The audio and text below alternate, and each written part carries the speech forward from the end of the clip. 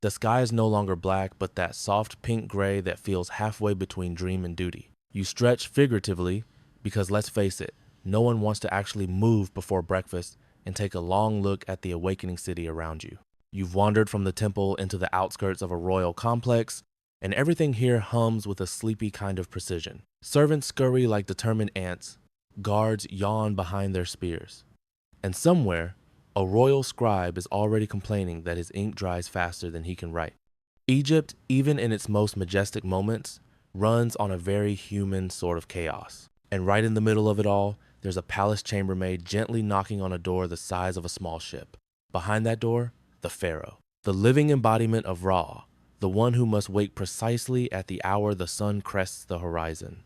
Not too early, he's divine, not desperate, and definitely not late, because the morning ceremony waits for no one, not even kings. You can almost hear the quiet panic in the hallway. Several attendants are hovering with trays of honeyed bread, perfumed oils, and naturally a collection of tiny water clocks ticking away like anxious hearts.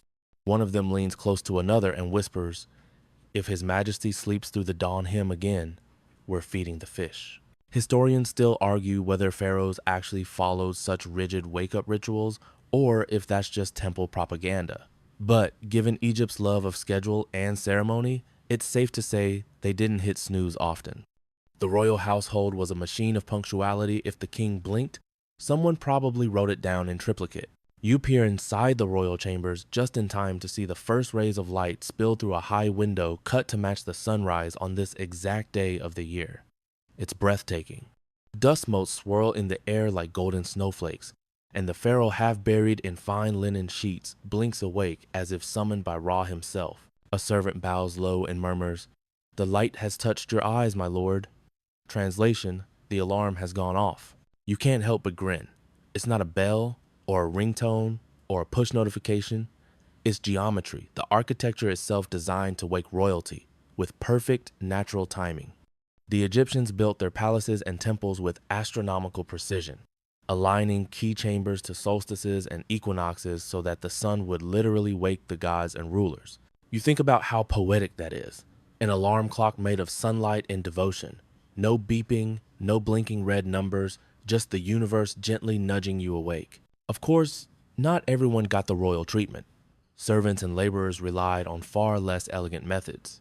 You follow one now, a young man clutching a small jug of water into a nearby courtyard where workers are sprawled on reed mats. He tiptoes around, then pours a trickle of water onto each sleeper's feet. One by one, they flinch, curse softly, and sit up. Primitive? Maybe. Effective? Absolutely. It's an early example of what we might call the wet wake-up technique. Some scholars think temple servants used similar tricks to rouse priests before dawn ceremonies. Basically ancient Egypt's answer to the morning alarm. And somewhere deep in your modern brain, you can feel the ancestors of cold showers applauding. As the workers rise, they stretch and shuffle toward the storerooms. You tag along, the smell of barley and sweat thick in the air. These people don't own clocks, but they've learned to feel time in their bones. They know when the sun will clear the rooftops, when the foreman's shadow hits the ground just so, and when it's finally late enough to sneak off for a drink. The foreman, for his part, carries a small shadow clock carved from wood. He sets it carefully on a crate and squints at the line of darkness creeping across its surface. When the shadow touches the next notch, he claps his hands and work begins. It's strange to think that this simple moment, people waiting for a shadow to move, might be the ancestor of every factory whistle, school bell, and office calendar reminder that's ever existed. You watch them settle into rhythm, swinging hammers, hauling bricks, singing softly in time. The entire scene feels like one living organism, breathing in sync with the sun.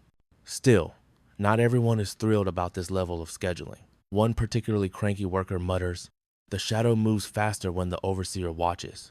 You chuckle, it's basically the world's first workplace complaint. But despite the grumbling, there's pride here too. The workers understand that keeping time is power.